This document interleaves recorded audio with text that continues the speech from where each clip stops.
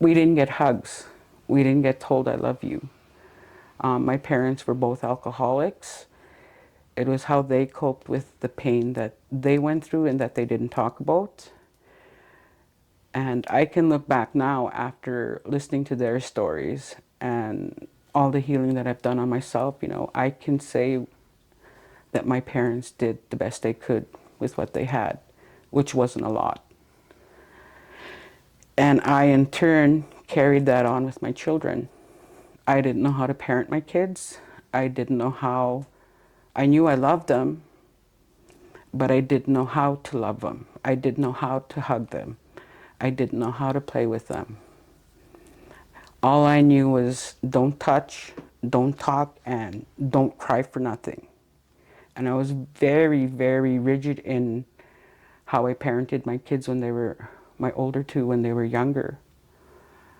I got help when I turned 25 or 24. I went into treatment twice in 1 year. I went to Fort Qu'Appelle. I went to New Dawn. And it was there that I found myself, and we did a lot of inner child work. And I learned how to love the me that was hurt and how to make myself a better person and how to love my kids. 2 years into my sobriety, my youngest was born. She has never seen her parents use alcohol. She has never seen us smoke weed. She hasn't seen any of that. To her, we've been sober and clean her entire life. And she didn't get to see how we parented the other three. If it wasn't for my husband, my kids wouldn't have gotten the hugs. They wouldn't have gotten the play, because he was really good at playing with the kids. And he still is with our grandkids and our great-grandkids. So he was able to kind of balance, you know, how I was and how I was changing how I was and changing my parenting style. And we made that change. And when my youngest was born, she was born to a totally different family than what her sister was born into. And I always tell my kids, you know, I'm sorry for what I did to you when you were younger. I said, that's on me. I said, I had nothing to go by other than what your grandparents taught me. I said, so I don't know. I said, if I could go back and change things, I said, that's one thing that I would do, was learn how to love you guys younger. I said, and it's my fault, and I take ownership for it. I brought that hurt into your life, and I did it. And because that's what I wanted to hear from my parents, but they never did actually say it to me. Saying I love you was not something I heard. My dad said it when he was drunk, but he didn't say it sober. And it wasn't until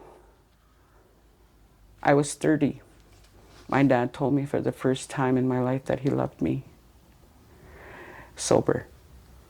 And I remember looking at him and telling him, I said, holy Dad. He's like, what? You've never said that to me sober. Sure I have. I said, no, you haven't.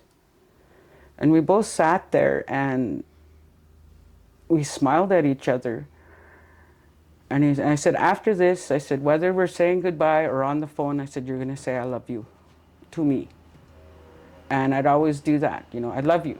I love you. I love you too, you know. And it was so good to see that change. My kids had such an awesome grandpa.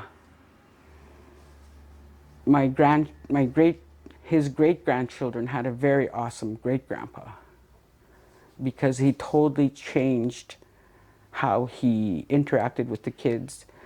He was harder on the boys than he was the girls. And I come up from a family of 8, and I have 7 brothers. Wow. So it's been fun. Um,